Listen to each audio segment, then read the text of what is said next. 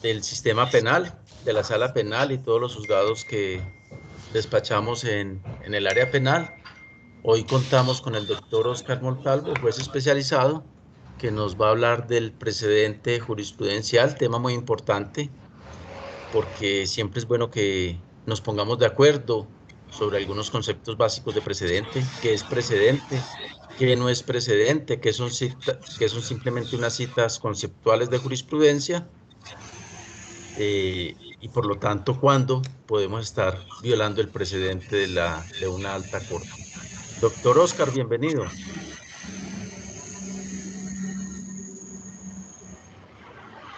Oscar, ¿nos escucha? Buenas tardes. ¿Sí me escuchan, por favor? ¿Me Sí. confirman si me escuchan? Sí, doctor Oscar, lo escuchamos. Yo lo escucho perfectamente. Ah, bueno, muchísimas gracias. Y buenas tardes para todas las jueces o juezas y los señores jueces, al señor magistrado. Sí, la tarde de hoy, pues vamos a referirnos brevemente al precedente jurisprudencial, pero básicamente de la Corte Suprema de Justicia. Hemos tomado este tema por cuanto las cortes vienen evolucionando, vienen decantando diferentes principios constitucionales, derechos constitucionales, ordenamientos jurídicos, pero también hay una cierta preocupación. Hay una cierta preocupación por parte no solo del suscrito, pues ustedes saben que yo soy profesor de la Universidad de la Gran Colombia, en la cátedra de técnicas de análisis de línea jurisprudencial precisamente, y a nivel académico, pues existen varias inquietudes, no solo a nivel de las facultades de derecho, sino también de las personas que litigan, de nosotros los jueces, porque da la sensación en los últimos años que hemos pasado de ser la boca de la ley a ser a la boca de la jurisprudencia. O sea, más que un análisis jurisprudencial, lo que vamos a hacer esta tarde es mirar esa preocupación que existe en ese sentido, por cuanto uno mira a nivel de litigantes, a nivel de estudiantes, a nivel de... Usted me puede hacer un favor, alguna persona que tenga prendido el micrófono lo apaga porque me está... Eso, muchas gracias, me estaba generando un eco ahí. Muchísimas gracias. Les estaba diciendo que la preocupación que se está dando hoy por hoy es que todo el mundo nos estamos recostando, todos nos estamos recostando en la jurisprudencia y casi que el aporte nuestro es muy mínimo, es muy bajo, y a partir de eso pues hay mucho riesgo y sobre todo en recaer en una falacia que se llama la falacia ad verecundiam.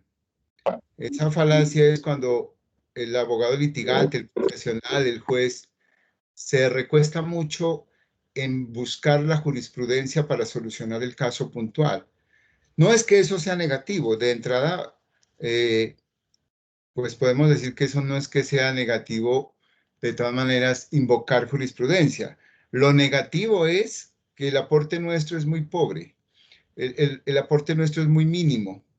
No aportamos a esa sentencia, a esa providencia que nos ha tocado proyectar, sino que uno mira 4, 5, 8, 10 páginas llenas de citas jurisprudenciales. Y lo nuestro es un aporte de 3 o 4 renglones. Entonces, la preocupación va por ese lado, no solo mía. Yo también me voy a recostar ahora hablando de Verecundian, de un muchacho relativamente joven, o muy joven. Él se llama José María Peláez Mejía. Yo no sé si ustedes han leído a este joven doctor. Él es PhD en Derecho de la Universidad Libre y catedrático de esa misma universidad, donde él ha sacado dos libritos, 2 o 3 libros. Uno se llama el esquema bipartito del delito, donde yo he compartido muchas tesis de él. Y tiene otro libro en el que hoy me voy a recostar, que se llama Estándares jurisprudenciales sobre conceptos acusatorios. Este libro lo publicó la librería Ibáñez conjuntamente con la Universidad Libre de Colombia. Él hace unas críticas muy fuertes, pero que son válidas y que nosotros pues debemos tener en cuenta las recomendaciones que él da en ese sentido. Él, por ejemplo, la primera crítica que hace, la voy a citar textualmente, después la vamos contextualizando, dice: es fácil observar entonces cómo de manera indiscriminada llaman a todo lo que encuentran en sus manos precedente y piensan que con solo leer amplios párrafos de decisiones de altas cortes del país, ya el juez de la República se encuentra vinculado. Entonces, mire, esa es una crítica que él hace, primero que todo, al abogado litigante. El abogado litigante, cuando ustedes ven en las salas de audiencias, lo que hacen hoy por hoy es igual que nosotros. Se buscan la última sentencia de la corte, el último pronunciamiento de cualquier sala de la corte y la invocan en la intervención que ellos hacen. Y consideran pues que a partir de ahí la juez o el juez está vinculado y no tiene ninguna otra salida argumentativa, ninguna otra salida interpretativa de lo que ha manifestado la Corte. Entonces, este mismo catedrático José María Pérez Mejía sigue haciendo una crítica fuerte a eso. Dice: en todo caso, lo risible, dice él, en todo caso es ver que ni las partes en litigio ni el funcionario jurisdiccional elaboran un correcto ejercicio argumentativo al respecto, y al final el proceso penal se termina resolviendo no por el empleo de un precedente jurisprudencial, sino por la utilización de la falacia lógica ad verecundiam. Y él más adelante, pues ahorita lo contextualizamos, dice: de esta manera nos encontramos con que el litigante ganador será aquel que llegue con la última sentencia del momento, la que sea más la reciente. Y no contentos con eso, pues el juez también, ¿qué hace? Pues también busca la última sentencia más reciente que la que cita el abogado litigante o el mismo fiscal o la fiscal, para no quedarse atrás. Entonces, la crítica que comenzamos haciendo es: esto es una pelea de quién tiene la última jurisprudencia, de quién leyó la última jurisprudencia para estar acorde con el precedente judicial. Pero es que me parece a mí, pues, que ese no es el curso que debemos llevar.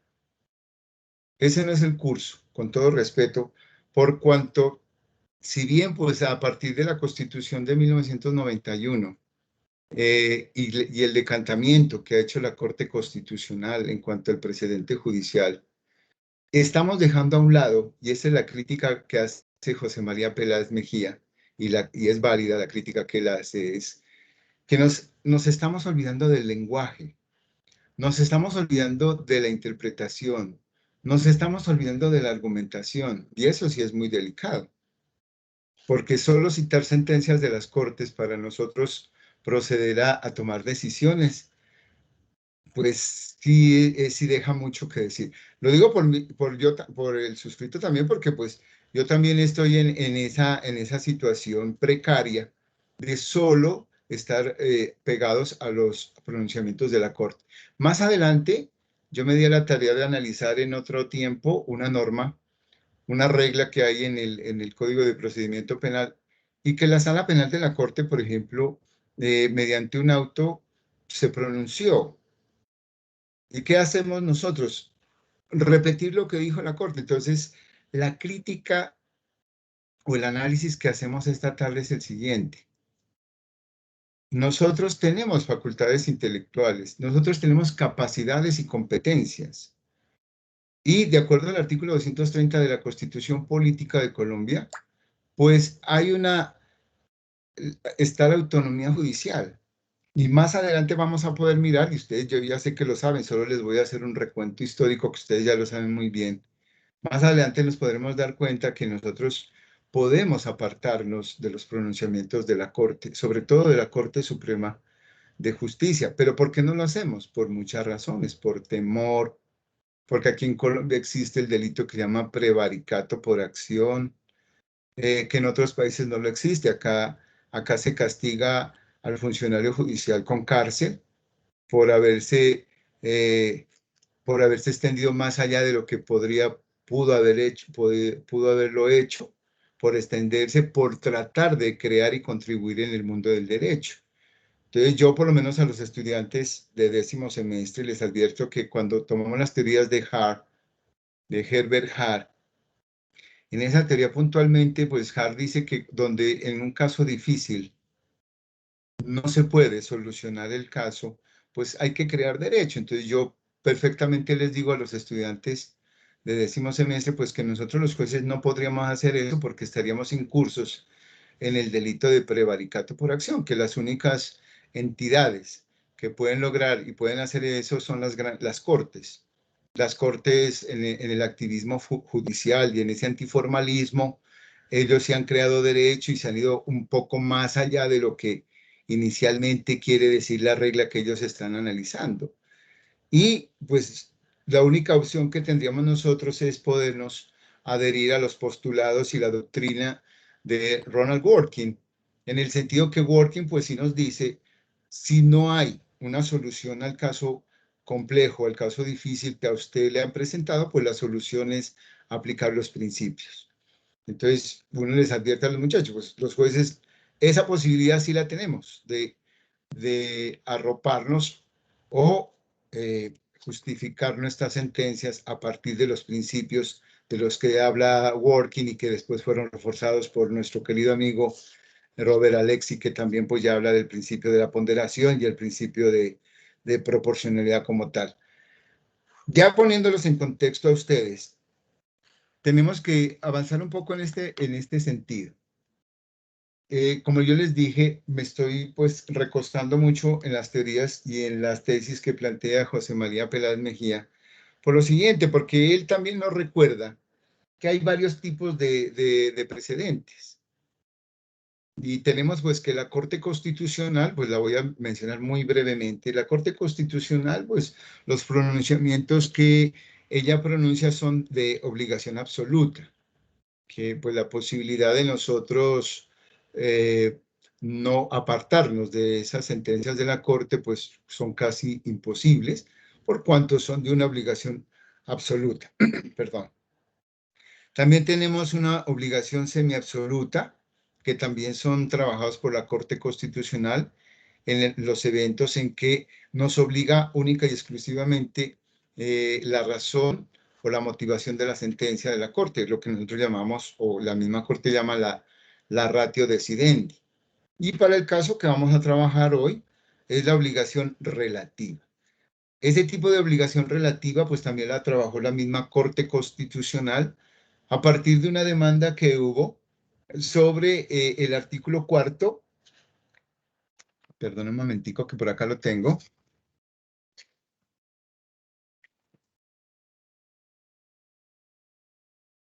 Disculpen un momentico que se me extravió el artículo, que es el artículo 4, creo que es de la ley 169 de 1800.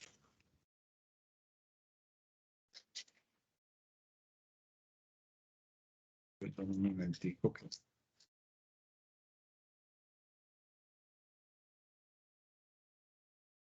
El artículo 4 de la ley 169 de 1896.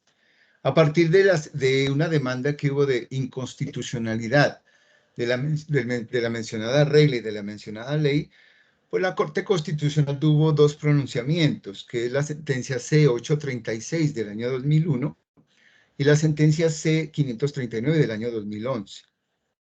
Ahí se zanjan ya las diferencias para las providencias y las sentencias emanadas de la Corte Suprema de Justicia en cualquiera de sus salas. Y específicamente, ya la Corte nos comienza a hablar ahí de doctrina probable, que es el artículo 4, y los casos que se solucionan por vía de la analogía. Y también, pues, hace breve referencia a lo que se llama el criterio auxiliar.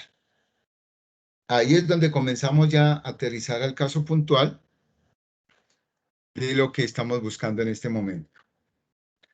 En esa sentencia C-836 del 2001, específicamente, se refiere a lo siguiente, estoy leyendo acá textualmente, explicitó la distinción entre precedente y jurisprudencia como criterio auxiliar, aclarando que el sentido del artículo 230 de la Constitución Política no se podría interpretar en el sentido que la jurisprudencia elaborada por las altas cortes constituye solo un criterio auxiliar de interpretación, sino una vinculatoriedad por razones de coherencia del sistema jurídico, garantía del derecho a la igualdad, la seguridad jurídica y la interpretación armónica de los principios de autonomía e independencia judicial. Entonces, aunque ustedes ya lo conocen muy bien, lo que hizo la Corte en la sentencia 836 del 2001, es decir, que, o sea, le agregó porque hubo una reinterpretación de la norma pedida en demanda, como es el artículo 4 de la ley 169. Lo que se adicionó o se interpretó por parte de la Corte Constitucional es que las interpretaciones y los pronunciamientos de esta alta corte son a partir de estos elementos, como les acabo de decir y se lo repito: coherencia del sistema jurídico, garantía del derecho a la igualdad. Eso es básicamente lo que busca el precedente. La seguridad jurídica y la interpretación armónica de los principios de autonomía judicial y otros principios de derechos fundamentales como la misma igualdad. Ahí ya vamos decantando, porque miren, ya la Corte comenzó a zanjar el problema de la doctrina probable. Muchas personas, no sé si ustedes tengan esa idea, han pensado o han considerado que la doctrina probable como tal no existe ya. No, eso es un error pensar de esa forma, por cuanto la doctrina probable existe. Y es por eso que muchas sentencias de la Corte Suprema de Justicia son doctrina probable. Significa que se han pronunciado más de 3 ocasiones sobre un mismo hecho. Y esa doctrina probable viene siendo una obligación relativa para todos nosotros. Relativa a partir del pronunciamiento de la Corte Constitucional en la sentencia C-836 del año 2001, porque ya puso unos parámetros para determinar cuándo el juez de la República se puede apartar o cuándo no se puede apartar de los pronunciamientos de la Corte. O sea, desde ahí pues ya comenzamos a ver que no, obviamente no es tan fácil apartarse de los pronunciamientos de las Cortes y menos de la Sala Penal de la Corte, porque pues hay que tener en cuenta estos elementos como la coherencia del sistema jurídico, sobre todo la garantía del derecho a la igualdad. Hago tanto énfasis en la garantía del derecho a la igualdad porque va enfocada a eso, va enfocada a que el precedente judicial se crea para que en casos similares, tengamos una misma línea y no podamos apartarnos de ella sin ningún fundamento. O sea, ese es básicamente el precedente judicial. En casos similares hay que pronunciarse de manera similar al caso anterior. Tenemos que, siguiendo a este profesor, y más puntualmente ya aterrizando en el precedente de la obligación relativa, tenemos lo siguiente. Dice el profesor, también ha de definirse como una regla de derecho fijada mediante el empleo de una providencia judicial a través de la metodología de caso análogo o a través de la doctrina probable de la Corte Suprema de Justicia. Al respecto, ha de señalarse que tales precedentes resultan vinculantes por cuanto permiten la coherencia del sistema jurídico, la seguridad jurídica, la interpretación armónica de principios de autonomía y de independencia judicial y otros principios y derechos fundamentales como el de igualdad. Él dice, sin embargo, el grado de obligación de dicho precedente será relativo por cuanto existirá en el funcionario jurisdiccional la posibilidad y potestad de apartarse del mismo siempre y cuando cumpla con dos cargas argumentativas. Ahí es donde yo quería llegar. Pues como resulta y acontece que las sentencias de la Corte Suprema de Justicia son de obligación relativa, nosotros los jueces, pues inicialmente sí nos podríamos separar o apartar del pronunciamiento de la Corte, pero obviamente tenemos una doble carga argumentativa, amén de otros elementos que a continuación yo los voy a pronunciar. La primera carga argumentativa, ¿cuál es? La carga de transparencia, según la cual la autoridad judicial deberá señalar expresamente que conoce el precedente y que se aparta de él. Lo que se refiere a esta primera carga argumentativa va enfocada básicamente a que nosotros, pues para podernos separar de algo, tenemos que conocerlo. De lo contrario, pues, ¿cómo no me voy a distanciar de algo que yo desconozco? Pues es difícil hacer ese ejercicio dialéctico. Es muy difícil. Y hasta ontológicamente, pues no podríamos nosotros decir, me separo de algo que desconozco, pero es que no me gusta. No es tanto decir que no me gusta el pronunciamiento de la Corte, sino tener conocimiento de ese precedente. O sea, significa que nosotros debemos saber cuál fue el pronunciamiento en ese caso determinado. Hago un pequeño paréntesis ahí. También se les explica a los estudiantes de 10º semestre que sobre todo, no sé la Corte Suprema, pero sobre todo la Corte Constitucional, ahí hay una colcha de retazos ideológica. Ahí hay gente de estirpe conservadora, liberal, libres pensadores. O sea, hay una cantidad de ideologías filosófico y políticas que determinan en ciertos casos el pronunciamiento que da esa Corte. Pues nos hemos dado la tarea en 10º con varios grupos de estudiar sentencias específicas, donde uno ve marcada la ideología en ciertas sentencias. Pues, como le digo, pues nos hemos dado la tarea de estudiar algunas de ellas, donde uno mira que el tratamiento fue de Hart, de Working, el mismo Habermas, el mismo John Rawls, han estado inmersos en esas sentencias. Y también hemos mirado, pues, sentencias donde tienen un sesgo conservador impresionante. Entonces, eso es lo que nosotros llamamos, pues, en términos jurídicos, las escuelas metodológicas de la interpretación. Nosotros, pues, como también se les advierte a los estudiantes, la carrera del derecho no es como otras carreras. Nuestra carrera tiene escuelas y depende en la escuela en donde nosotros estemos matriculados, donde nosotros también le ponemos el sesgo a nuestras sentencias. Entonces, si usted es de la escuela finalista, pues obviamente aplicará sus tesis en las sentencias. Si todavía sigue añorando la otrora escuela causalista, pues ahí seguirá usted emitiendo sus sentencias a partir de la escuela causalista del derecho.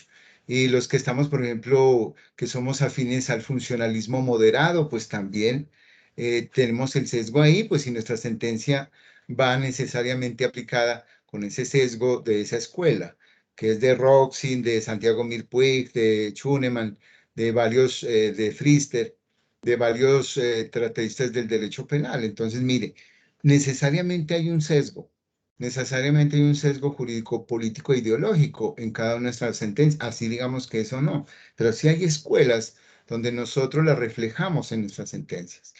¿Qué ocurre acá? Pues cierro el paréntesis ahí.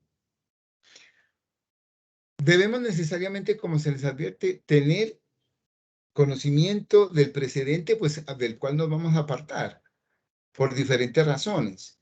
Y la segunda carga de argumentación es también la segunda carga de argumentación es lo que se llama también el principio de razón suficiente. Pero, ¿qué es el principio de razón suficiente? Es el fundamento de toda verdad, dado que nos permite establecer cuál es la condición, o sea, cuál es la razón de la verdad de una proposición.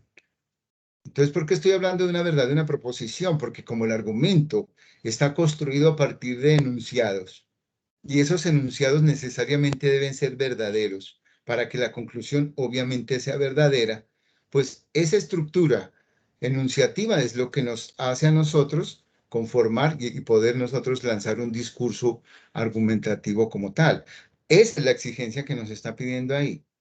Pero miren, que como esa fuerza o fundamento de toda verdad va enlazado a un razonamiento. Lo que se busca es que nosotros tengamos la posibilidad de comprender e interpretar también las reglas. Y para nosotros poder separarnos de las sentencias de la Corte Suprema, de esa alta corporación, pues necesariamente nosotros debemos manejar unos elementos, unos principios básicos de cómo se debe interpretar. No es tarea fácil, obviamente.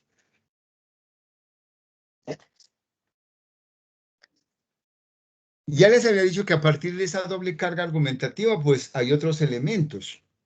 Hay otros elementos, pues que obviamente debemos cumplir para nosotros poder cumplir con esa separación, con podernos separar necesariamente de la sentencia de la Corte.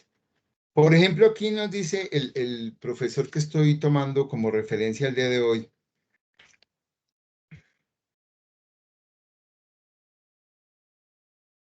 y asociado íntimamente al deber de motivación, bueno, consagrado en la Constitución política a partir de la cual el funcionario tendrá que exponer las razones jurídicas que lo llevan a considerar su criterio hermenéutico como superior al precedente judicial desechado.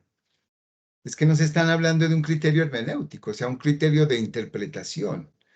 Y ese criterio de interpretación lo debemos manejar de la siguiente forma. No es al capricho mío ni porque a mí me disgusta el magistrado que pronunció, no es eso.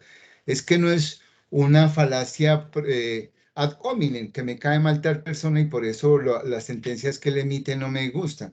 No va enfocado a eso. No va enfocado a la persona como tal, sino enfocado al pronunciamiento de una sala, de una corporación. En esta última carga argumentativa se cumple cuando se presenta alguna de las siguientes hipótesis en torno al precedente del cual se apartará el funcionario judicial. Si se lleva a cabo un tránsito legislativo, cuando por un cambio social, político, económico se vuelve diferente la situación actual examinada de aquella en la que se produjo el precedente, y si hay la anfibología o oscuridad del precedente. Ya sabemos todos pues que la anfibología es el doble sentido de una palabra o de una frase. O sea, cuando hay un doble sentido en una palabra, una frase, hace parte de cómo nosotros debemos apartarnos y decir, bueno, ¿por qué esa palabra de pronto tiene un doble sentido?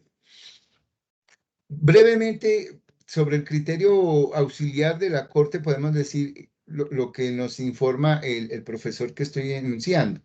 De igual manera, resulta de vital importancia distinguir el precedente del criterio auxiliar, porque cuando se viola el primero por parte del funcionario jurisprudencial, la providencia proferida por este pasa a convertirse en una flagrante vía de hecho, que podría llegar a ser anulada mediante acción de tutela interpuesta contra la misma y configurar el posible delito de prevaricato por acción.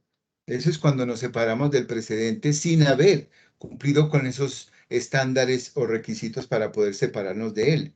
En cambio, por el contrario, cuando hay un simple criterio auxiliar, no apareja ningún perjuicio o responsabilidad penal o disciplinaria del funcionario. ¿Y cuál es el criterio auxiliar? El criterio auxiliar es cuando apenas existe un solo pronunciamiento sobre ese tema puntual. Como apenas se está estructurando esa doctrina probable, entonces no se estaría incursionando en una posible, perdón, acá quedó una cosa, en una posible falta penal o disciplinaria. Eso hasta ahí este momento. Pasemos a otro punto, por favor.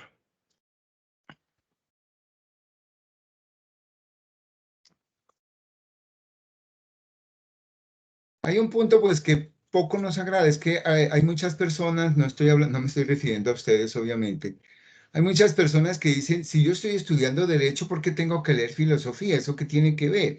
Bueno, sus razones son válidas, nadie le puede imponer nada a nadie, pero el suscrito sí considera que es importante por lo menos manejar los términos básicos de la filosofía para nosotros poder adentrarnos al conocimiento, a la epistemología, porque si no tenemos un conocimiento breve de epistemológico, pues entonces nos va a tocar toda la bendita vida estar solo citando jurisprudencia de la Corte sin tener en cuenta los mínimos. ¿Cuáles son los mínimos? ¿Por qué la Corte se pronunció de tal o cual manera?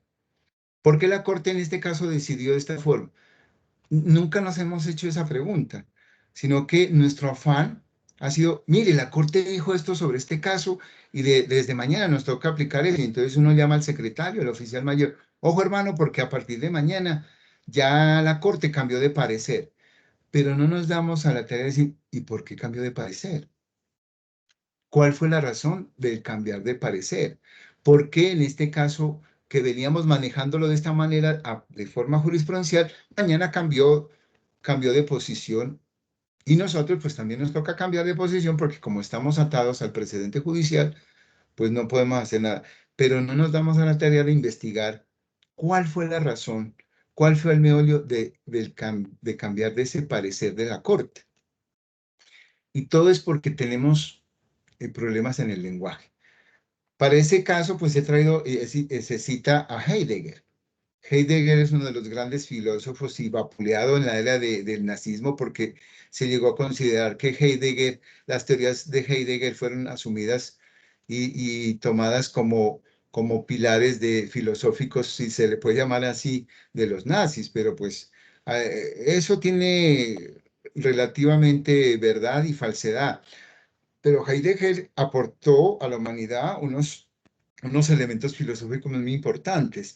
Por ejemplo, Heidegger nos dijo que el lenguaje es la casa del ser y la morada de los hombres.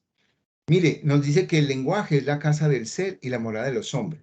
Este tipo nos está hablando en términos ontológicos. Y acordémonos, pues, echándonos un poquito más atrás a Descartes, cuando él dice pienso y luego existo. Él lo que nos quiere decir es que el ser en la parte ontológica es lo que está, lo que se ve, lo que se puede palpar.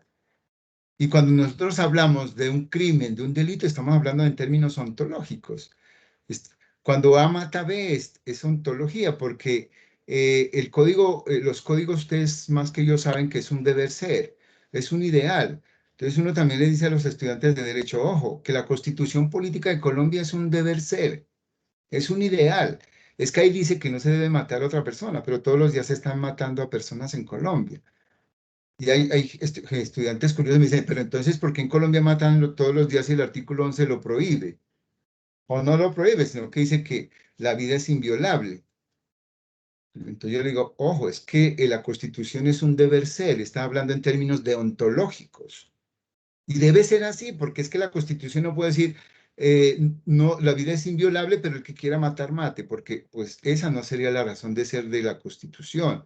La Carta de Navegación de un país lo que propende es a ideales, a que en la medida de lo posible no se mate. Es como los principios, ¿sí?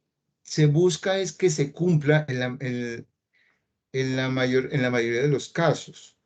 Por eso es que Robert Alexi también se enfrasca en ese tema y dice que los principios van enfocados en ese sentido. Entonces nos dice, Heidegger nos dijo que el lenguaje es la casa del ser y la morada de los hombres. Y citando también a Wittgenstein, que fue uno de los precursores de la filosofía analítica, nos dice, afirmó que la irresolubilidad de la mayor parte de los problemas de los hombres se origina en la falta de comprensión de la lógica de nuestro lenguaje. La irresolubilidad no es otra cosa que no puede ser resuelto. A eso es que irresoluble, pues. ¿Hacia dónde nos quiere llevar Wittgenstein? Que estamos cometiendo errores graves dentro del lenguaje. ¿Pero por qué cometemos errores graves en el lenguaje? Porque desde el colegio no nos enseñaron, no nos dieron unas pautas de cómo se debe leer algo, de cómo se debe expresar, de cómo se debe enriquecer ese lenguaje que nosotros tenemos. Entonces yo hago una pequeña pausa ahí, a partir de que cito a una abogada y filósofa que se llama Lucidia Amaya Osorio, en su libro Interpretación y Juegos del Lenguaje en el Mundo del Derecho. Y ella nos lleva por el camino del conocimiento, la parte epistemológica. Pero por favor, le ruego que me escuchen esta parte. De lo que hemos dicho puede inferirse que nuestra propuesta parte de la idea de que lo epistémico, el acto de conocer y el conocimiento, si bien son términos que pueden caracterizarse teóricamente de manera distinta, tiene algo en común. Solo son posibles en el lenguaje. Y más abajo ella dice lo siguiente, en este sentido, ¿qué tipo de conocimiento es saber un lenguaje? Aun cuando la pregunta misma resulte difícil de comprender, lo que nos estamos cuestionando es hasta dónde las personas que son competentes en el lenguaje, porque saben una o más lenguas, reconocen que eso que les permite dar sentido proviene del lenguaje, es ya a su vez un tipo de conocimiento. Por lo siguiente, de lo que dice Lucidia, ella es abogada y filósofa, como les digo. Si nosotros tomamos un texto, una regla, que todos los días estamos tomando reglas, o lo que normalmente decimos normas, cuando nosotros tenemos una regla, cualquier regla del Código Penal, del Código de Procedimiento Penal, de la infancia y de la adolescencia, nosotros lo que tenemos que hacer primero es comprender el texto. Cuando nosotros comprendemos el texto, entramos a interpretar el mismo. Es que esa es la secuencia del lenguaje.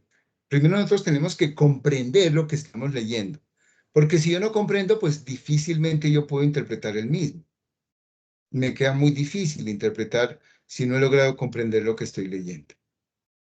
Entonces, mire, ese juego que vamos llevando nosotros ahí va encaminado a que si nosotros queremos apartar, todo esto los lleva a un mismo punto, damas y caballeros, los lleva a un mismo punto. Si yo me quiero apartar de los postulados de la Corte, de las sentencias de la Corte, pues yo lo mínimo que tengo que hacer, primero que todo, es comprender lo que estoy leyendo, comprender lo que dijo la Corte. A partir de enunciados filosóficos que ahí están inmersos en la sentencia, enunciados jurídicos, ¿sí? Enunciados hasta políticos. A partir de ahí, tengo que comprender qué es lo que dijo la Corte y por qué lo dijo. Ya una vez que yo logro comprender la ratio decidendi y las obiter dictas, que por lo general son varias, pues entonces yo entro a interpretar ese mismo pronunciamiento. Pero ¿qué hacemos todos hoy en los últimos 20 años que he venido haciendo? No nos metemos y no nos enfrascamos a mirar por qué la Corte Suprema de Justicia se pronunció de esta otra forma, sino que como nos interesa para el caso que tenemos ahí, pues, ¿qué me va a importar eso? Mejor copio y pego y digo, como dijo la Corte, comillas, abro comillas, cierro comillas y lleno mis sentencias de párrafos, que a veces hasta se los descontextualiza esos párrafos, porque a veces no quiere decir lo que nosotros creíamos que quería decir y sin embargo lo citamos. Entonces, ahí viene la posición facilista, la posición que nosotros nos recostamos mucho en las sentencias de la Corte, porque uno dice, pero ¿para qué me pongo en ese rollo de lo que está diciendo Oscar Montalvo? ¡Qué pereza! El huevón seguro no tiene nada más que hacer, por eso se pone a leer esto. Entonces, ¿qué no es eso? No es eso. Nosotros como intelectuales, como personas pensantes, pues nuestra tarea, considero yo, nuestra tarea es adentrarnos en las sentencias. Es que yo no estoy diciendo que las sentencias sean un pecado ni que las sentencias tengamos que apartarnos todos los días. No, porque hay sentencias extremadamente bien elaboradas, que, mejor dicho, hasta el mejor de los intérpretes le quedaría difícil apartarse de la misma. Pero hay otras sentencias que uno dice, bueno, ¿será que amanecieron de mal lado los señores de la Sala Penal de la Corte? Porque este pronunciamiento sí no es que ayude mucho. ¿Mm? Ahí hay 2 o 3 casos que yo los voy a traer solo como a título de ejemplo, donde pues humildemente el suscrito cree o considera que esos pronunciamientos no fueron afortunados. Hay otros que son superiores, son de una calidad muy buena, de una calidad excelente, excelsa, que uno dice, vea, se fajaron, pues como se dice vulgarmente, y esa sentencia, pues uno a ojo cerrado la va a aplicar, pero obviamente primero comprendiendo lo que nos quiso decir esa alta corporación. De pronto estamos incurriendo en eso, estamos incurriendo en lo que citamos sentencias a diestra y siniestra, sin hacer el ejercicio que los estoy invitando hoy, que hagamos una pausa. Ahora sí, como pues dice Chulhan en su libro La desaparición de los rituales, que se lo recomiendo el libro. Hay que leer a Chulhan. Chulhan es un filósofo suavecito de entender. Él tiene uno que se llama La Sociedad del Cansancio, tiene varios, pues yo me he leído 7 del hombre, pero en La desaparición de los rituales dice eso, que las redes sociales, llámese como se llamen, nos meten tanta información que hemos caído a una figura que llama la percepción serial. ¿Mm? Cuando lo ideal es que el ser humano esté dentro de una otra percepción que llama la percepción simbólica. Entonces nos llega tanta información que a qué horas me voy a poner a analizar lo que dice Oscar Montalvo, a qué horas. No hay tiempo. Esto hay que seguir para adelante y llegan más sentencias y más sentencias de la Corte y hay que aplicar lo último y para eso hay que comprar estos libros de extractos de la Corte Suprema de Justicia, que aquí viene lo último en guarachas. Entonces ahí vamos leyendo, pues y vamos nosotros aplicando, convenga o no convenga, sin hacer la pausa. Entonces Chulhan lo que dice, oiga, paren un momento, por favor. Detengámonos un momento, hagamos una pausa. ¿Cuál es el corre-corre? Que hay una cantidad de información, pero hay una información basura. Hay una cantidad de información basura y nosotros nos estamos llenando de esa información basura. Entonces uno tiene que, como cuando va nadando, haciendo a un lado esa información basura y dejando la información que de verdad nos va a servir a nosotros. Eso es lo que llaman la percepción simbólica. Es la que nosotros tenemos la posibilidad de masticar, de digerir, de hacer una pausa y decir, a ver, si yo tengo un pensamiento crítico, pues yo tengo que hacer la pausa, porque si no, mi pensamiento no es crítico. Mi pensamiento es el de la secuencia. Sigamos una secuencia y ahí como vaya saliendo. Ese es un error. Y viene lo que llama el pensamiento, la percepción serial, es la que les dije, la cantidad de información, pero una información que no sirve, una información que nosotros no la podemos retener. En cambio, la percepción simbólica hace que nuestra información se retenga en el cerebro. Y cuando retenemos esa información, decimos, uy, ojo, la Corte dijo en una ocasión tal cosa, y ahora ¿por qué dice esto? Entonces voy y comparo. Y miro a ver si la misma Corte también, porque la Corte tiene unas exigencias que se las dio en la sentencia C836 del 2001 la Corte Constitucional a la Suprema. Le dijo, ojo, cuando usted vaya a cambiar de posición, hay unas exigencias ahí. Exigencias que, no sé si por aquí las tengo a la mano. Es cuando hay un cambio social y político, un cambio económico, lo que se llama a veces una revolución, o sea, que hay un cambio brusco o definitivamente, porque el pronunciamiento anterior, como lo dice el mismo artículo 4 de la ley 169, hubo hierros en la interpretación de algunas reglas, que las cortes también se equivocan, que a veces nosotros endiosamos mucho a las cortes y pensamos que porque la sentencia viene de allá ya es palabra de Dios. Y eso no es cierto. Ellos también son seres humanos, también pasaron por facultades de derecho, han hecho posgrados como nosotros también los hemos hecho. Que por diferentes situaciones de la vida pues llegaron allá arriba y nosotros no estamos allá. Eso no nos demerita a nosotros. Porque ¿cuántos jueces municipales hay personas extremadamente inteligentes? Pero por azares de la vida, pues no hemos logrado subir a otros escaños, pero eso es irrelevante a la hora del qué, porque uno está prestando un servicio en cualquier cargo donde uno esté. Entonces, acordémonos eso, la Corte Suprema ahí está integrada por seres humanos, que son falibles, pues claro que son falibles. Que uno ve un estudio de fondo y difícil de pronto uno separarse, sí, yo le estoy viendo que sí, que hay unas sentencias donde definitivamente son muy bien elaboradas y pues sería muy extremo uno tratar de apartarse solo por gusto o por mirar cuál es la capacidad que yo tengo para definitivamente apartarme de ella. Nuevamente aterrizando al caso, pues si me disculpan que me metí por el lado de Chulhan, de Heidegger, de Wittgenstein, de la cuestión de la filosofía del lenguaje o analítica, pero todo esto lo que es para que invitarlos a ustedes a que hagan una reflexión y que ustedes con su capacidad intelectual que tienen, pues no mastiquen, no traguen entero, sino que mastiquen las sentencias. No ese afán de, yo tengo una ficha en Bogotá y eso al otro día me está enviando como pan caliente la sentencia y yo la aplico. No se trata de eso, como digo, porque eso ya sería parte de la percepción serial, de tener tanta información y ni siquiera le prestamos atención a esa información tan rápida. ¿Por qué se tomó esa decisión? Ya como culminando la charla, porque mis charlas son muy cortas, no tengo esa capacidad de estar hablando ni 2, 3 horas, me disculpan, pero mire, El precedente de la Corte Suprema de Justicia se maneja de la manera que se les viene diciendo, la doctrina probable y el caso análogo.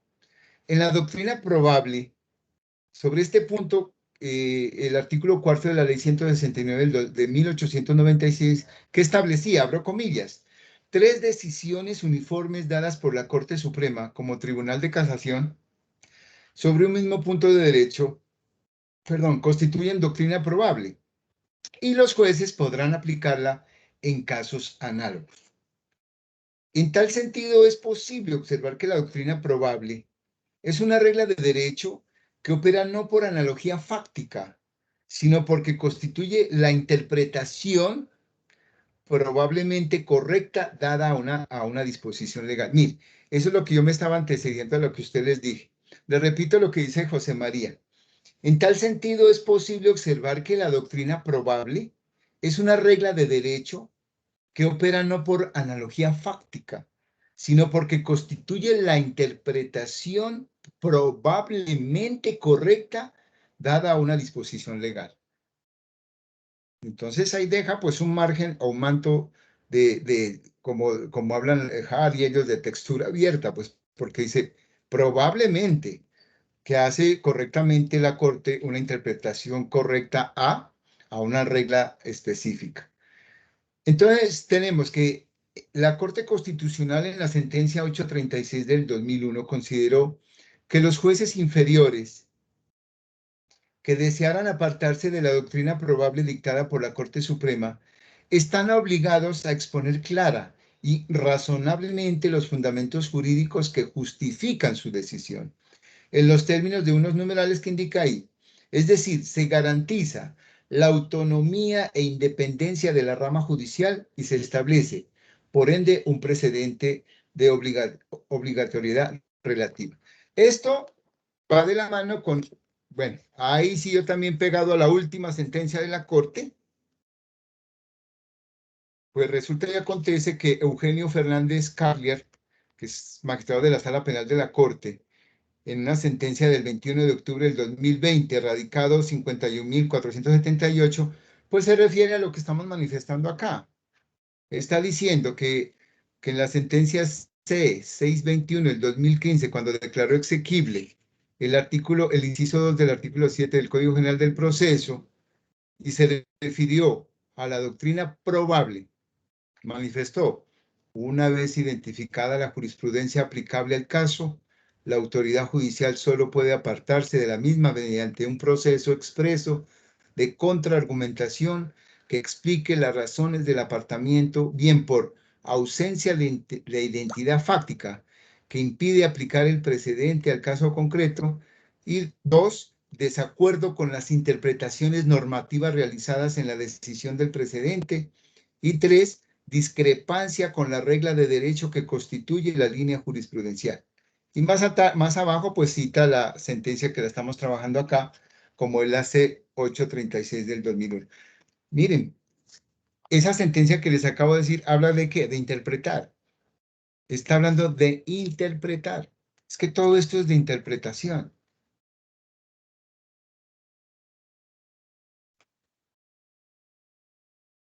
Ahora bien, para verificar la doctrina probable, pues la Corte, pues ya les dije en varias ocasiones, pues impone varios presupuestos, que sea una regla general del derecho, que la regla extraída debió haber sido el fundamento jurídico de la decisión tomada por la Corte Suprema de Justicia. Tercero, esta regla de derecho debe haber sido reiterada de manera uniforme en 3 decisiones. Y cuarto, las subreglas que amplíen el alcance de la regla, excepcionándola para ciertas situaciones o precisándola en cuanto a su aplicación. Eso en cuanto a la doctrina probable. En cuanto al caso análogo, cuando no exista doctrina probable sobre el tema en el cual se busca una solución jurídica, pero sí se encuentra una sentencia con identidad fáctica e identidad del problema jurídico en virtud del principio de igualdad, podrá ser empleada con fuerza de precedente, ya que en virtud de la sujeción de los derechos y garantías y libertades constitucionales fundamentales, estos jueces están obligados a respetar los fundamentos jurídicos mediante las cuales se han resuelto las situaciones análogas anteriores. Entonces ustedes pueden ver que hay la doctrina probable, el caso análogo y el criterio auxiliar como tal. Eso es lo que está aplicando la Corte Suprema de Justicia. Eso es lo que está aplicando la Corte Suprema de Justicia. Cuando uno lee así a vuelo de pájaro alguna sentencia por ahí, da a entender que la misma Corte Suprema como que quiere cerrar, solo es una especulación, no es una afirmación, como que quiere cerrar esa posibilidad de apartarse de la Corte, como que quisiera cerrar. Y pues por eso lo digo, es una especulación únicamente porque tengo una sentencia acá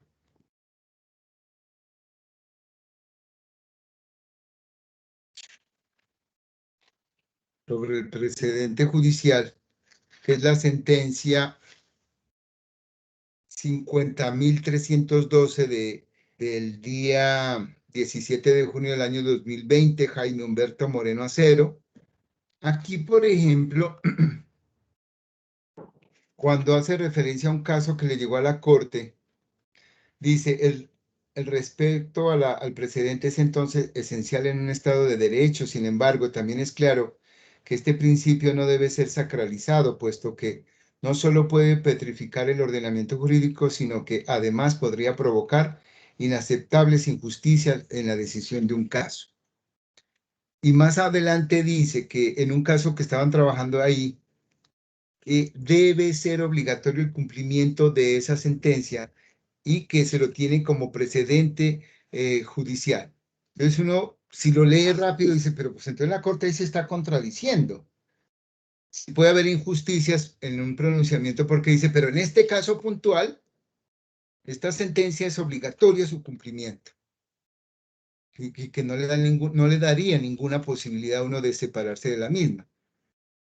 O sea, leída así, de forma como lo dice, que no es la correcta, pues es posible que uno dice, pero ojo, pues la Corte ahí parece que se está pronunciando de una forma, al parecer, equivocada.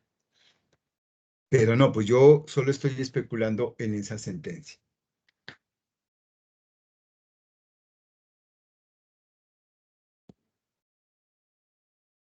Hay dos casitos muy puntuales de la Corte. Hay un auto, me parece que es un auto de fecha 19 de febrero del año 2020, radicación 55.166, de la Corte Suprema de Justicia, Sala Penal, magistrado Luis Antonio Hernández Barbosa. En este auto, que manifestó la Corte, en este caso se analizó la labor, a ver, perdón, es que estoy aquí haciendo una cosa que no es. Disculpen un momento, estoy buscando qué es lo que dijo la Corte acá.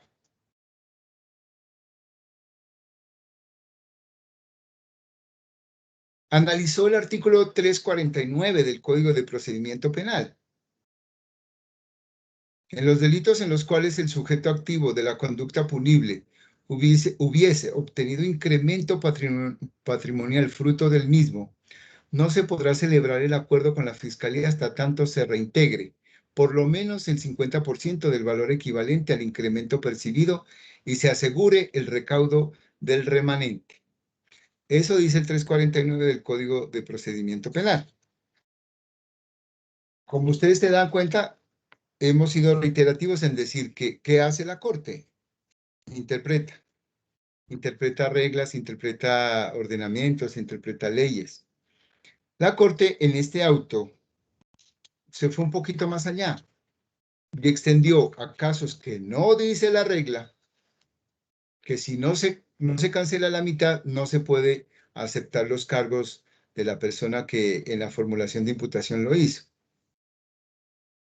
Entonces, si ustedes me permiten, brevemente voy a leer un pequeño análisis que yo hice y no necesariamente es que me esté separando de la sentencia de la Corte, porque pues me falta mucho de contenido para lograr ese objetivo. La labor más importante de esa corporación, la labor más importante de esa corporación es interpretar las reglas vigentes, pero obviamente no a cualquier precio. Cuando realizamos la lectura de una regla, que nosotros conocemos como norma, lo primero que se debe hacer es comprender algo. Y ese algo está en el mundo. ¿O es que pretendemos incorporar a nuestra realidad? Mientras que el proceso de interpretar parte de la base de esa comprensión del primer nivel, y con ella se intenta pasar del ámbito de la realidad individual al campo de la realidad construida socialmente. Ocurre algo curioso. En el trasegar judicial se observa que funcionarios y estudiantes de derecho hacen camino a la obediencia ciega de la jurisprudencia.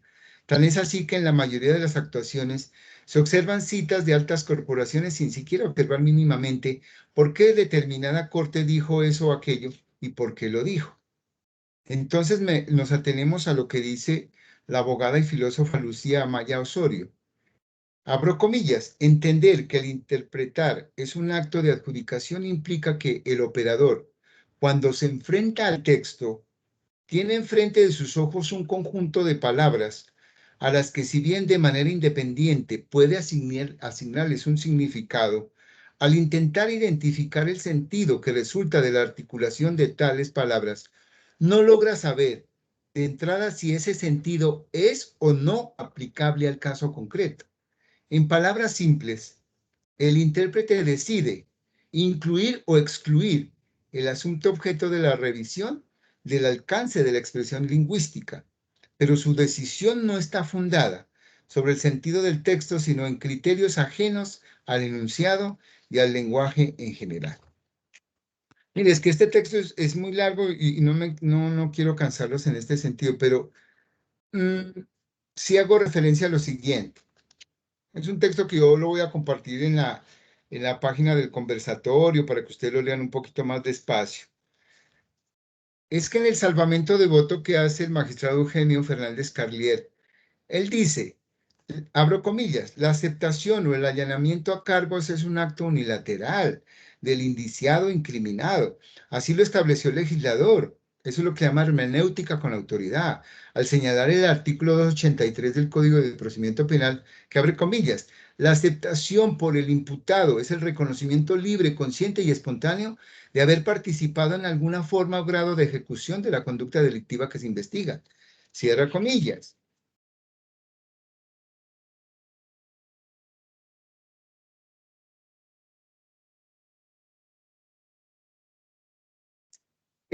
Es importante este salvamento de voto debido a que el allanamiento se efectúa desde el primer momento de la imputación en el proceso ordinario y acusación en el proceso abreviado. El preacuerdo no transita por ese camino. Debe primero seguir en la formulación de imputación y luego sí adelantar los acercamientos entre las partes, fiscalía, imputado, abogado y víctima. En el allanamiento no existe la posibilidad de degradar la conducta y la participación como se puede hacer en el preacuerdo. El allanamiento es unilateral. En el preacuerdo es bilateral o más allá de lo bilateral.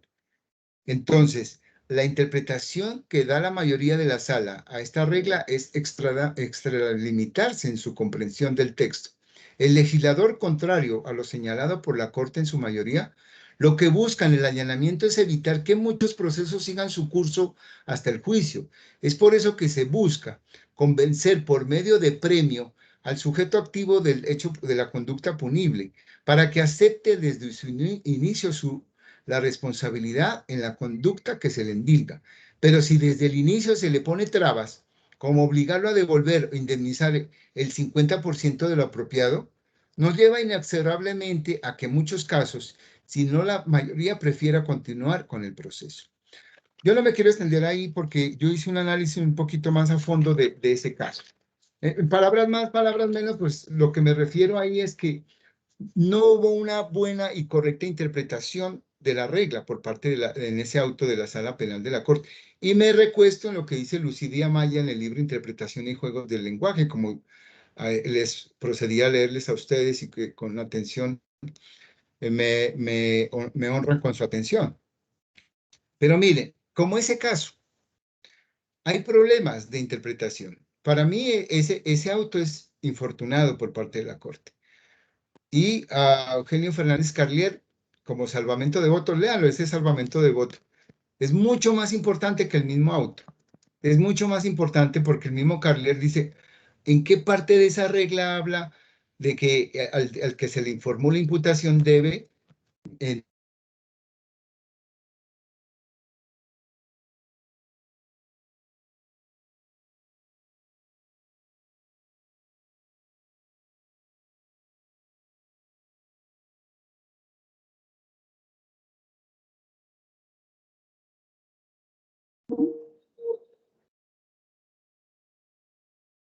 Qué pena, hubo un cortecito ahí.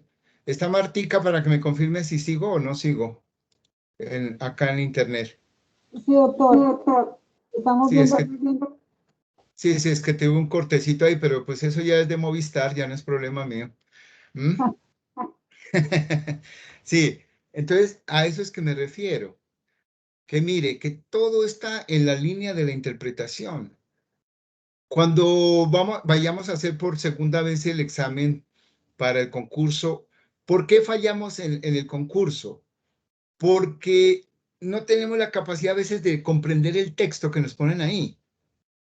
Y como no lo comprendemos, pues menos lo vamos a poder interpretar y menos podemos darle la respuesta que se busca. Y como el sistema que usted está usando, la Universidad Nacional, pues es un sistema que creo que se llama RACH, algo así, que es un... No ven que si usted contestó bien o mal, sino la cantidad de personas que contestaron esa pregunta, entonces esa la descarta. Más piedad para que nosotros aprendamos a comprender las lecturas. Más piedad para que nosotros tengamos la posibilidad de hacernos una pequeña pausa y nos demos la pena de volver a coger esos libros, porque yo pues he escuchado a algunos amigos que dicen, yo ya no leo nada de eso, porque yo ya sé, eso no es posible. En el mundo del derecho, si no nos gusta la lectura, estamos jodidos. El mundo del derecho es de leer y leer y leer, mejor dicho, hasta que uno ya vaya a estirar la pata. Uno tiene que seguir leyendo indefinidamente. Que uno esté yendo por el camino equivocado, pues sí, eso es lo más probable, porque pues como uno lee unos textos y se va casando por unas escuelas de la filosofía, unas escuelas del derecho, pues es posible que la contraparte no esté de acuerdo con lo que uno está diciendo, pero para eso está la tolerancia, para eso está el respeto, para eso está el diálogo, para eso está la confrontación de ideas. Y entonces ustedes pueden dar cuenta que, por ejemplo, en el pequeño análisis que hice, que lo voy a subir porque es más largo, es de 8 páginas, considero este humilde servidor que ahí esa norma no está bien interpretada por la Sala Penal de la Corte o por la persona que emitió el auto respectivo de la Corte Suprema de Justicia. Otro error ya para terminar, pero eso ya no lo dice, eso no lo dice en la sentencia, sino que aprovechando la amable audiencia, en el artículo 404 del Código de Procedimiento Penal, este es como un agregadito, me disculpan, en el 404 del Código de Procedimiento Penal, obligan al juez que mire la percepción del testigo. Eso es imposible, uno no puede ver la percepción. Entonces, es lamentable ya por parte del legislador que haya dispuesto que el juez tenga que mirar la percepción del testigo. Es que eso es imposible, porque la percepción no es otra cosa que la psiquis, los sentidos, cómo asimilan lo que el mundo se le presenta a él. Lo que el testigo hace es una narración de los hechos a partir de una percepción, que eso es muy diferente. Entonces, cuando uno lee el artículo 404, mira que es muy infortunada la redacción de esa norma. Es muy infortunada. Y ahí habla de métodos científicos, pues yo he tratado de buscar los métodos científicos en la aplicación del derecho y no los he podido encontrar. Lo que sí he visto es en la parte psicológica. En la psicología sí, porque los psicólogos se analizan eso, la percepción a partir de la psiquis. Entonces yo lo que digo, cuando yo estoy en una esquina y me ha tocado mirar un accidente, pues lo primero que llega a mi sentido son unas impresiones de ese accidente. Esa impresión se me enquista en el cerebro. Y a partir de ahí, y de acuerdo a mi educación, mi forma de vivir, una cantidad de elementos, es como yo percibo ese accidente, a partir de mis sentidos, porque es el mundo como se me presenta a mí. Y a partir de que el mundo como se me presenta a mí, es como percibo las cosas. Entonces yo, ¿cómo le voy a decir a ver, la percepción de este testigo de los hechos? Eso me parece que es equivocado, es infortunado. Es infortunada esa norma porque yo lo que tengo que analizar es cómo narra los hechos el testigo a partir de unas percepciones que él obtuvo de ese accidente de tránsito, por ejemplo. Entonces, mire que nosotros podemos hacer análisis aparte, podemos mirar normas que hay reglas que no encajan. Por ejemplo, el Código Penal en unas partes habla de culpable, en otras de responsable, como si fueran sinónimos. No son sinónimos. Entonces, ustedes saben que el legislador nuestro, pues no son sabios necesariamente, y hay de todos los pelambres en el Congreso. Entonces, hay personas que van proyectando proyectos de actos legislativos o de leyes sin tener conocimiento profundo del derecho, y a nosotros, pues, nos toca adaptarnos a eso. Hasta ahí llega mi intervención, pues no sé, el señor magistrado que disponga si alguna discusión, no sé cómo se maneja esto. Señor magistrado. Muchas gracias, Oscar, por la exposición. Y queda abierto entonces el debate para que las personas hagan preguntas o den sus opiniones sobre el tema debatido.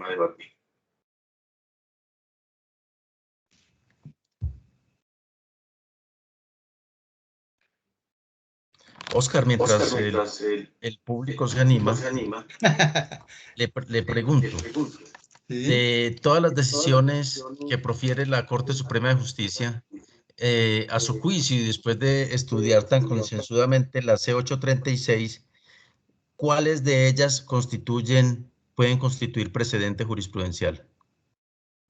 Doctor, la doctrina probable sí genera eso en la medida que se pronuncien más de 3 veces la Corte sobre ese mismo hecho. Y en los casos de analogía, pues también se harían, son también obligatorios relativamente. Los que no son obligatorios relativamente son los criterios auxiliares. Esos Oscar, no. pero mi pregunta es, ¿qué tipo de decisiones? Resulta que la Corte se pronuncia todos los días a través de Sí, autos, muchos autos, en los que sí. inadmite demandas de casación. Se pronuncia a través de sentencias de tutela, se pronuncia a través de sentencias de acciones de revisión y a través de sentencias de casación. ¿De esas decisiones todas podrían llegar a constituir precedente o solo algunas? Solo Tribunal de algunas. Casación. No, doctor. Claro, ahí la pregunta suya sí es interesante porque la tarea nuestra es mirar cuál es la doctrina probable y cuál es no. Entonces, cuando usted me dice de casación, toca mirar si en esas de casación ya la Corte se había pronunciado sobre unos hechos muy parecidos o ha tocado el mismo tema. No sé si me hago entender. O sea, si varias veces ya ha tocado ese tema. Lo que pasa es que mi pregunta va en el siguiente sentido. El artículo 4, que Sí, fue el demandado, ¿sí? De la sí. ley 169 de 1896, se refiere a 3 decisiones uniformes dadas por la Corte Suprema de Justicia como Tribunal de Casación. Entonces resulta que la Corte, dentro de esas múltiples funciones, no siempre se pronuncia como Tribunal de Casación. En mi opinión, solo se pronuncia como Tribunal de Casación cuando está dictando una sentencia de casación. En todas las otras providencias no se está pronunciando como Tribunal de Casación. Entonces, ¿serán únicamente esas sentencias de casación o podríamos incluir los autos, las tutelas, las sentencias de revisión? Pues para mi entender, tendría posibilidad las demás también porque, por ejemplo, en tutela también podría caber eso y en la que usted dice los autos. Por ejemplo, en el auto que yo hice el análisis, ya la Corte se había pronunciado mediante otros autos sobre el artículo 349, ¿sí? Entonces, eso ya viene generando cierta obligatoriedad para nosotros los demás jueces de la República.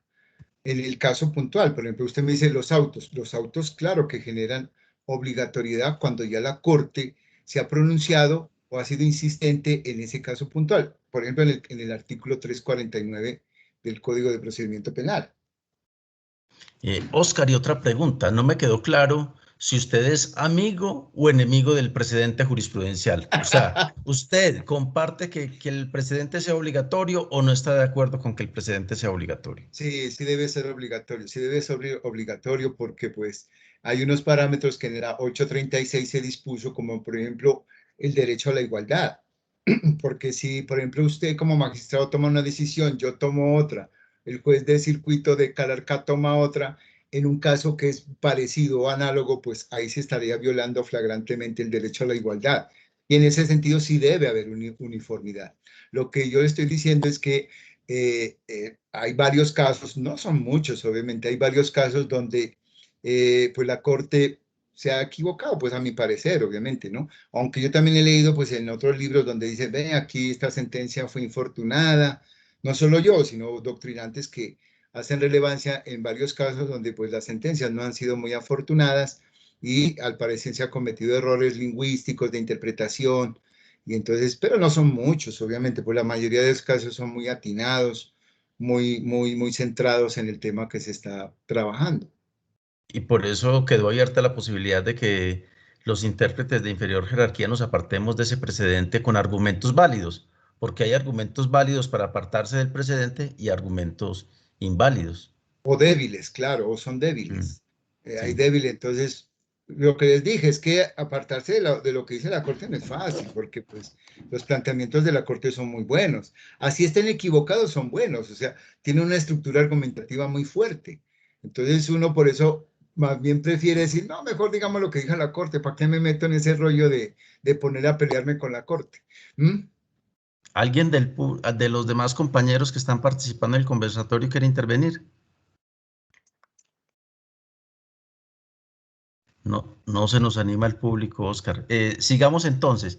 Oiga, pero resulta que es que algunos creen que decidir con fundamento en el precedente es muy fácil, porque no es sino coger la decisión de la Corte Suprema de Justicia y decir, la Corte dijo esto y lo aplico a este caso.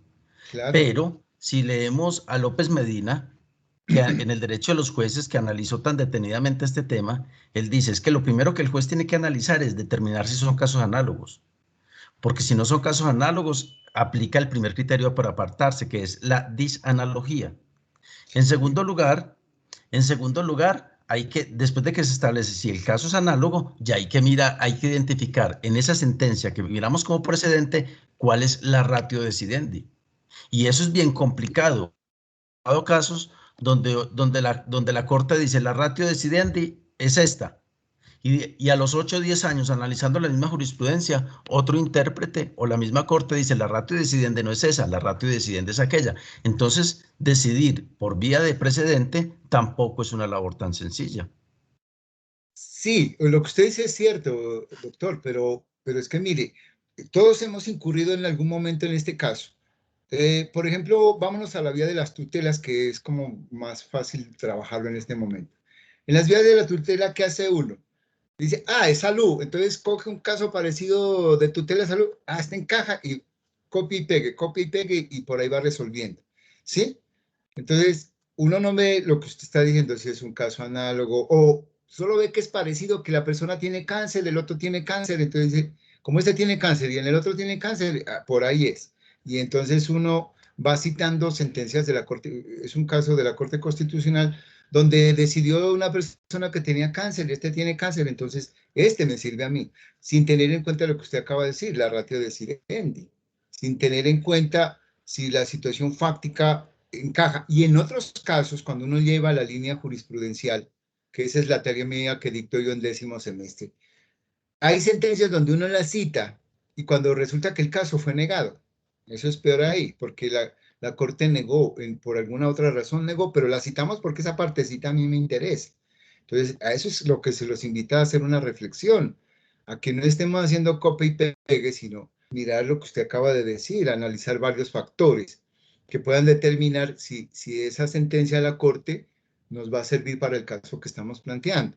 Y en los casos difíciles, pues con mayor relevancia.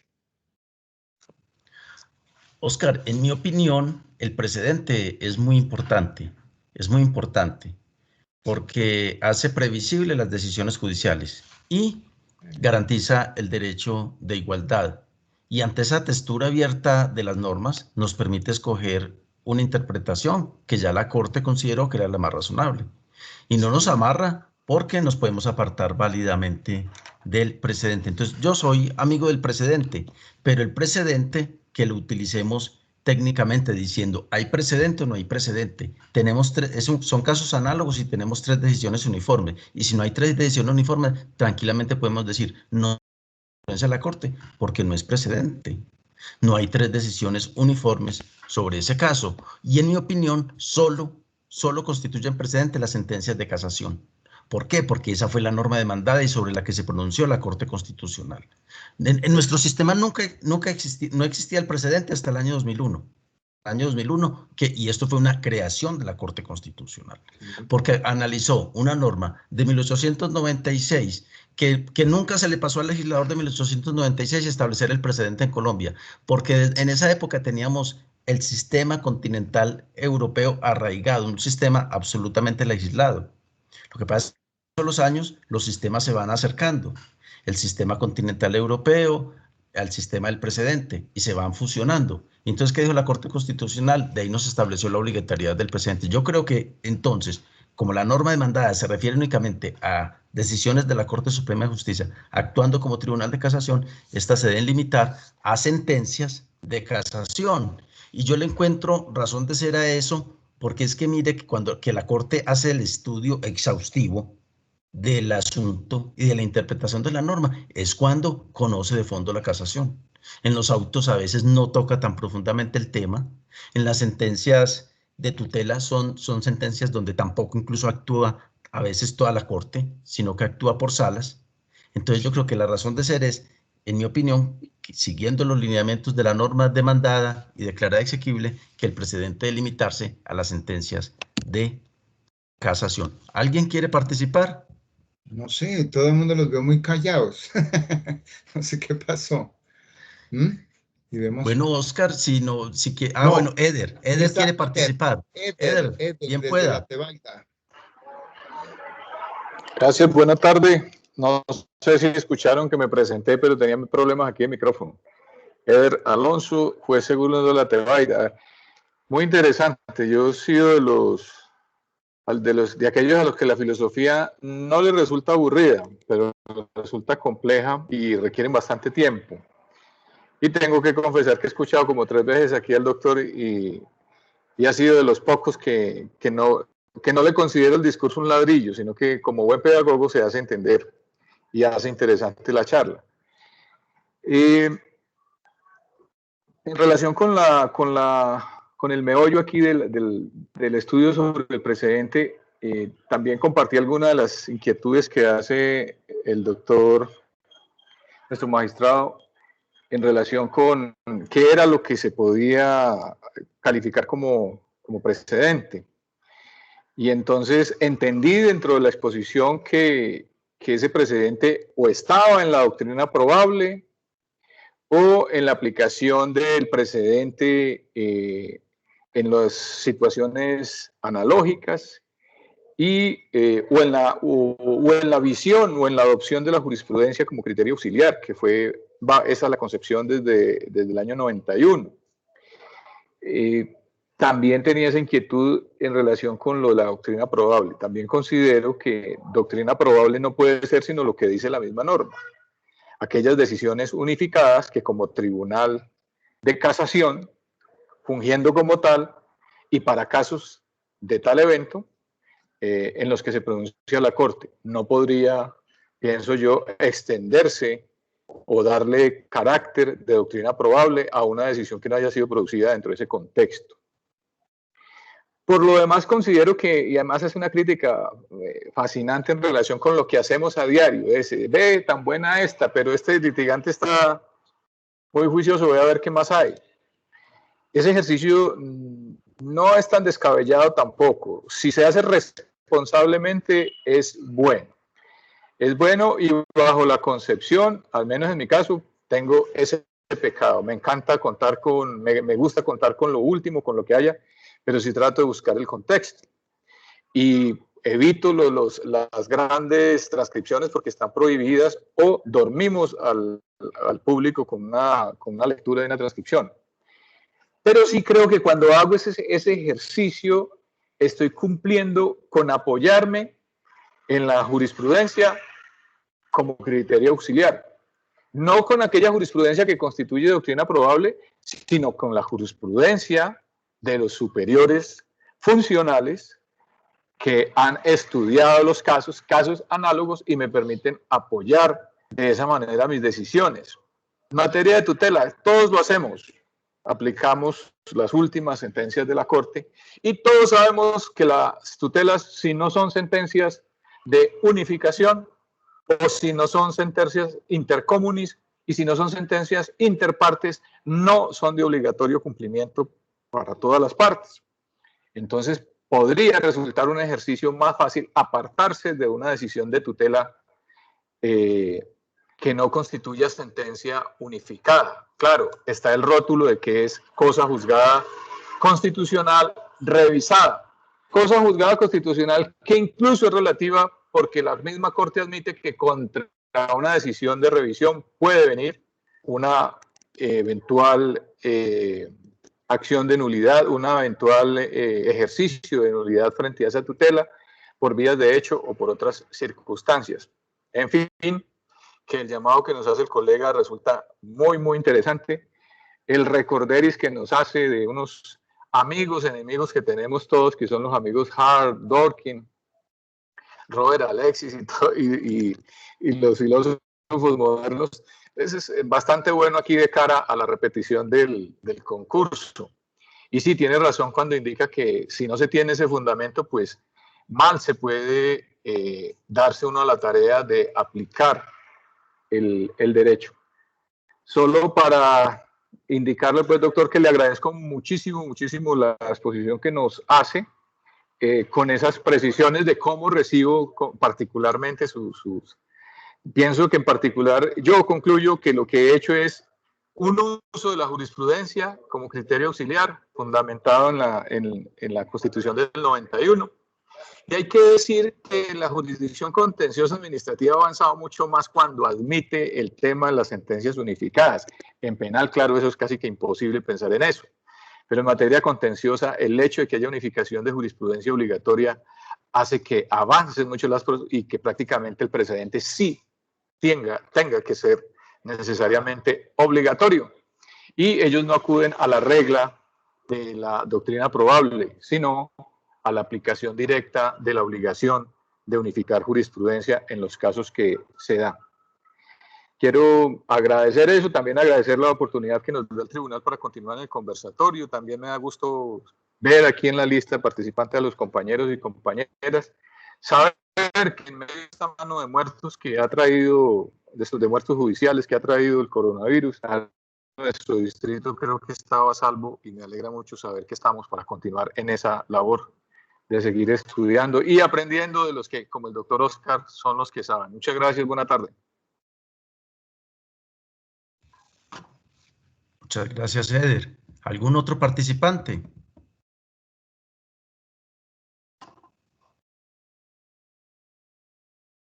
Bueno, Oscar, si quiere entonces despedirse de los compañeros antes de clausurar el evento. Sí, muchísimas gracias. Mire, de libros de interpretación y argumentación hay muchos. Está el de Manuel Atienza, curso de argumentación muy bueno. Yo estoy leyendo en este momento este libro que se llama Interpretar y Argumentar de María G. Navarro. Es un libro, claro, un poquito más filosófico, un poco más denso, pero hay una cantidad de libros impresionantes que nos pueden ayudar. Hay que tener mucho cuidado, de pronto yo no hice referencia porque pues no iba al tema. Tengamos mucho cuidado con las falacias. Hay mucha gente que usa mucho la falacia y hay veces que nosotros no las podemos identificar. Hay uno de los tantos libros que está este libro, que se llama Pensar, de la A a la Z. No sé si alcanzan a ver el autor. El autor se llama Nigel Warburton. Nos da unas pautas de cómo descubrir las falacias. Es que a veces en el mundo del derecho, ustedes saben que pues todo el mundo no es muy ético y a veces busca convencer al juez de forma, con estratagemas o argucias. Entonces hay que tener mucho cuidado con eso y sobre todo nos llenan a veces de falacias y a veces no las logramos identificar. Ahí le estoy dando unas pauticas. Y por último, pues este libro también es muy bueno, que se llama El precedente judicial y sus reglas, que este es como el complemento del libro de Diego López Medina, El derecho de los jueces, que se llama El precedente judicial y sus reglas. para que nosotros vayamos ahondando en el tema. Le agradezco encarecidamente al doctor Juan Carlos Solchamazo por la invitación y muchas gracias a todos. Muchas gracias, Oscar, por su participación, por haber preparado tan juiciosamente esta charla para compartirla con todos nosotros. Nos ha enriquecido mucho. El compañero John Jairo Cardona se excusó porque se le presentó un inconveniente y no pudo asistir al conversatorio. Él es infaltable a estos eventos, pero no pudo participar. Y por último, un llamado para si alguien quiere presentar un tema el próximo 24 de marzo, miércoles antes de Semana Santa. Si alguna otra persona quiere estudiar un tema y presentarlo en esa fecha, nos lo puede hacer saber directamente o a través de la relatoría para que convoquemos a todos los integrantes del distrito. Muchas gracias a todos, que tengan un feliz día. Muchas gracias. Muchas gracias. Muchas gracias a todos, doctor Oscar. Muy interesante el tema. Gracias. Doctor Oscar, muchas gracias por bueno, con mucho gusto. Por conversatorio. Hasta luego.